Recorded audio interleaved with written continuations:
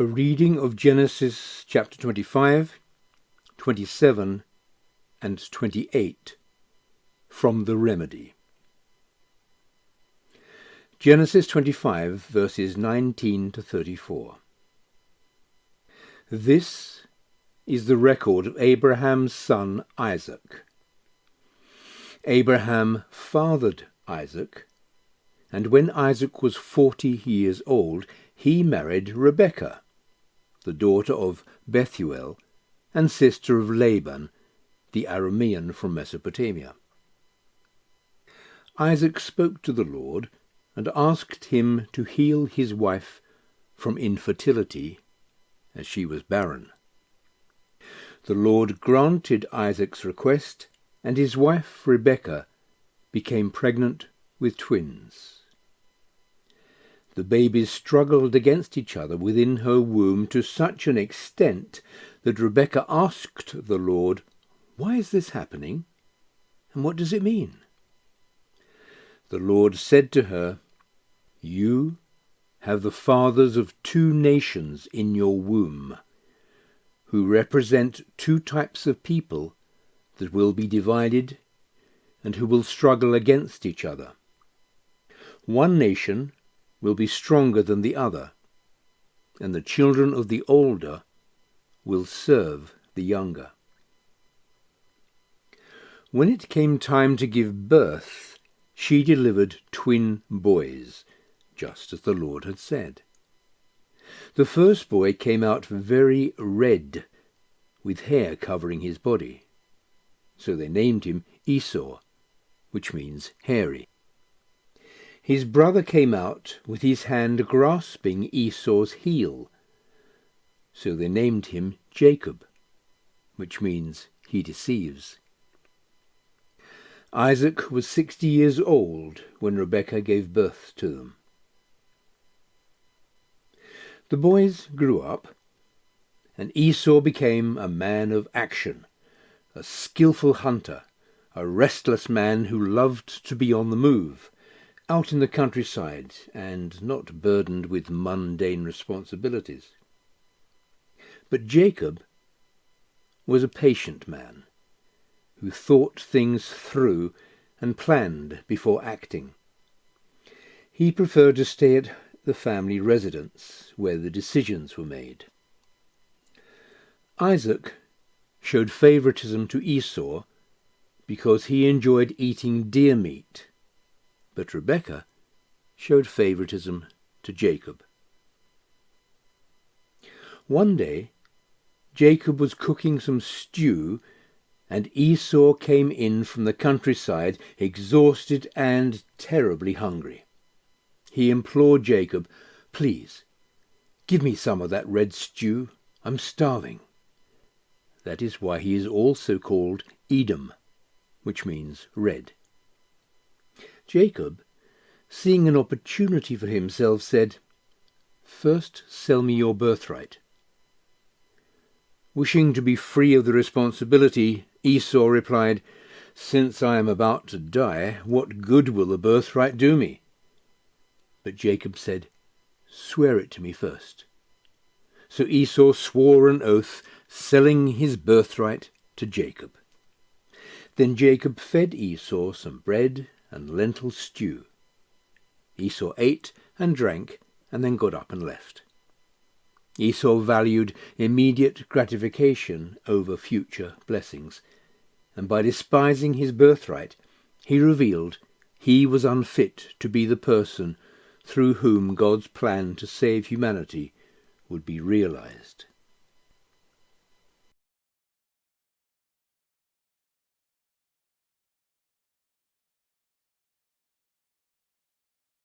Genesis chapter 27.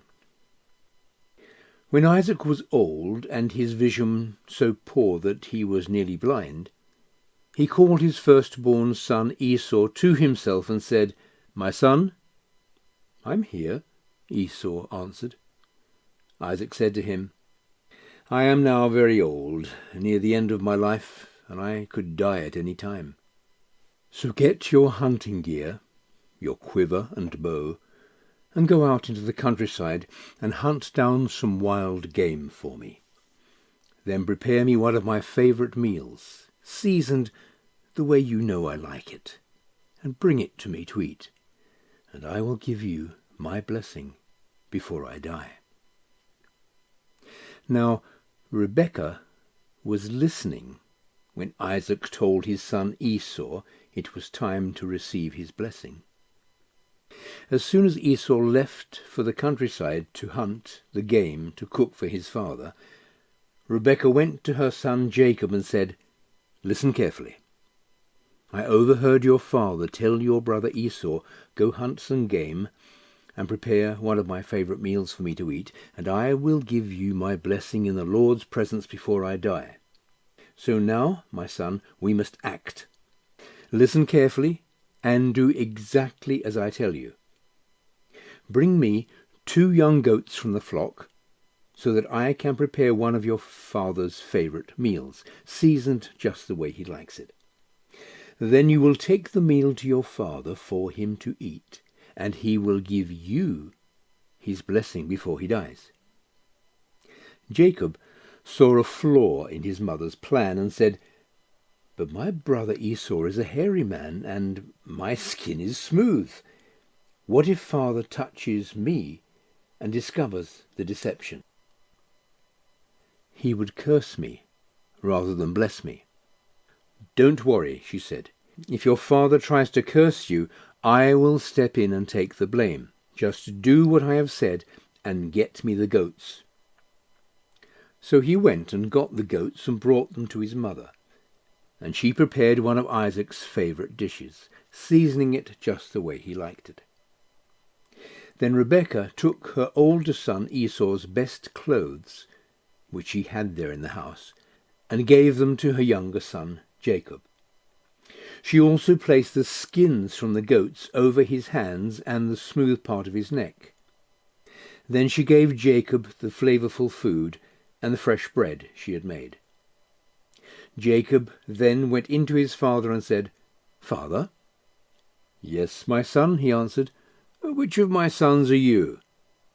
Jacob answered, "I am Esau, your firstborn.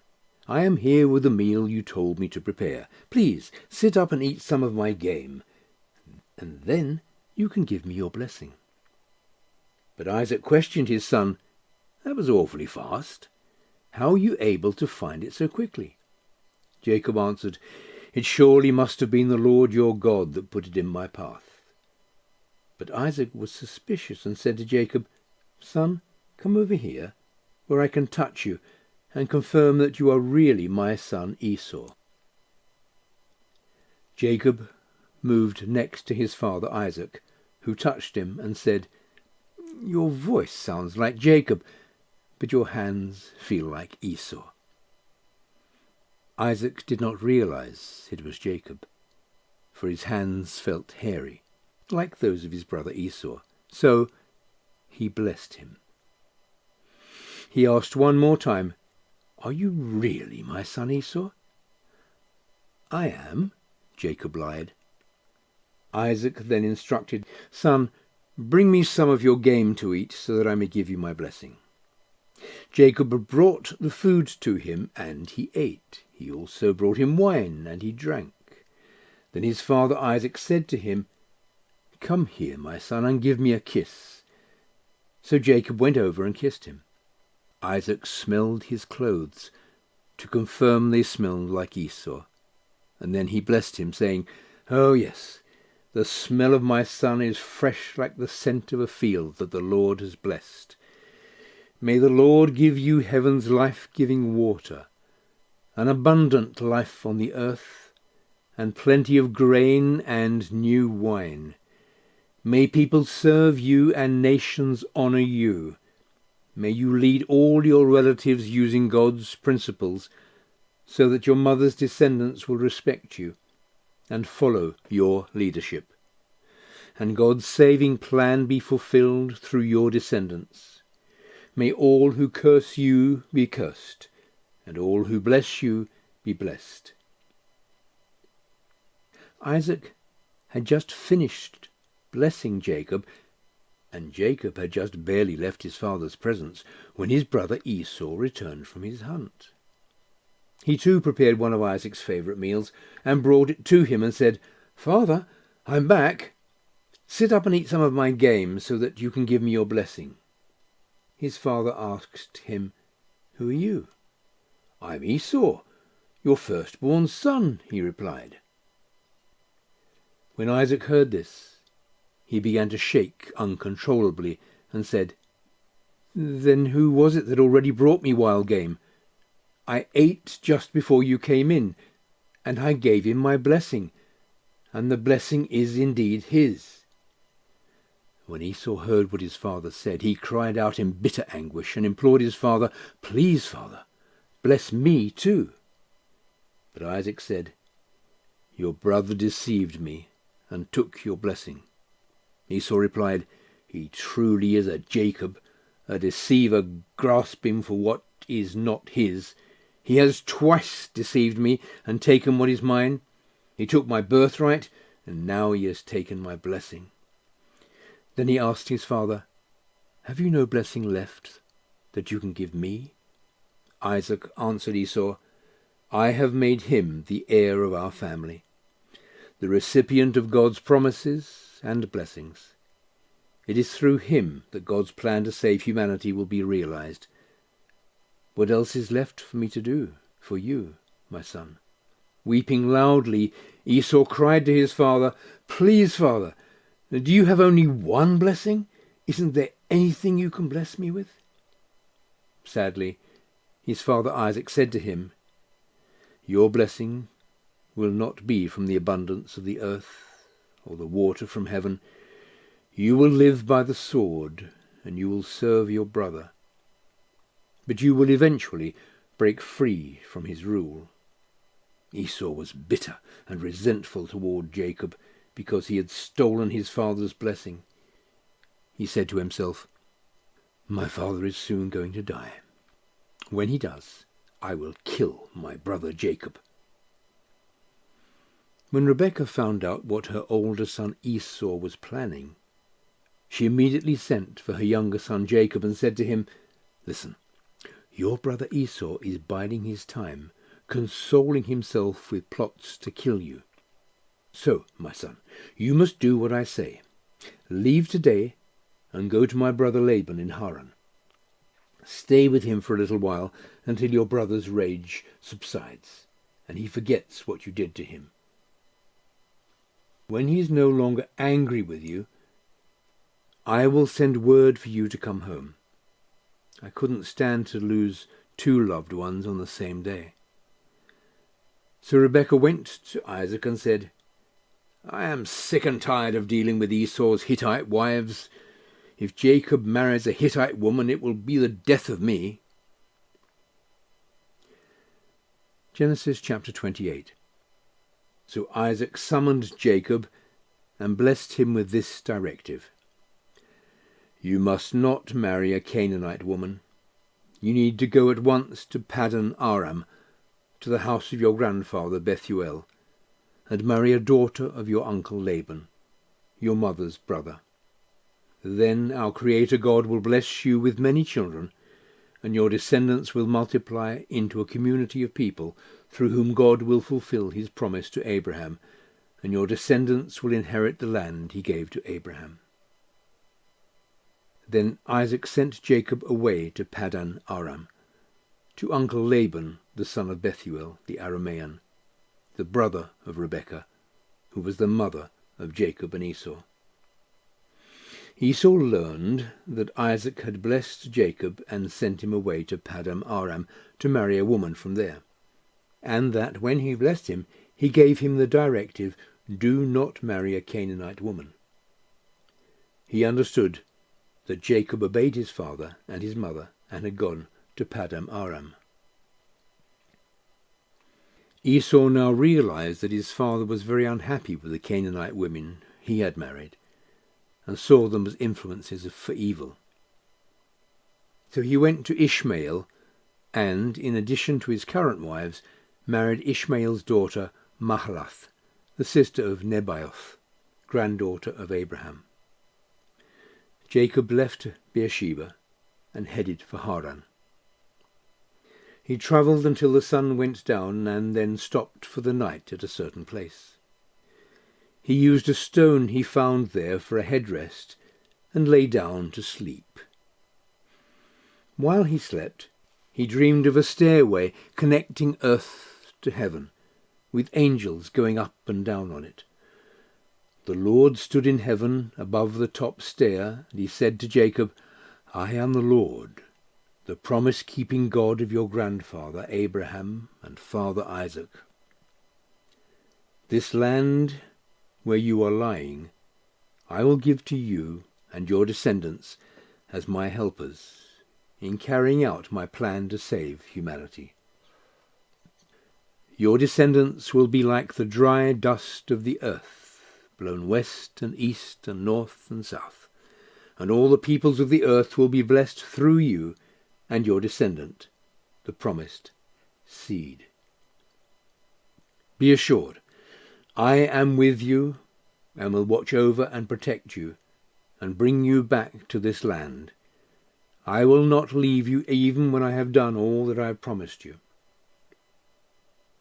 When Jacob awoke, he said, "Truly, the Lord is right here with me in this place."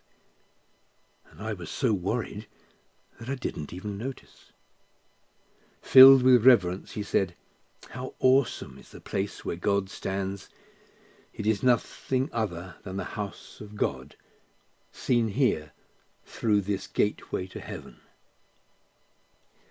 Jacob arose early in the morning and took the stone he had used for a headrest and set it up as a memorial. He poured oil on it, dedicating it to God. He named that place Bethel, which means the house of God, though the city used to be called Luz. Humbled and thankful, Jacob dedicated himself to God, saying, "Inasmuch as God would do this for me, be with me, watch over me on my journey, sustain me with food and clothing, and enable me to return safely to my father's house, then the Lord is surely my God. And this stone, which I have set up as a memorial, will be a place to worship God, and I will give you a tenth of all you give me."